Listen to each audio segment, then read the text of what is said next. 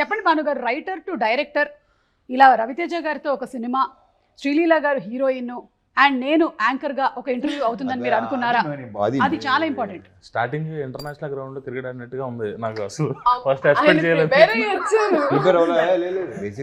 Writer కదా. చాలా ఎట్కాలు ఉన్నాయి. Please sorry for the interruption, continue. చెప్పండి. ఫస్ట్ సుమగారితో ఇంటర్వ్యూ అంటే కొంచెం టెన్షన్ పడ్డాను. అది అబద్ధం అసలు ఉండదు.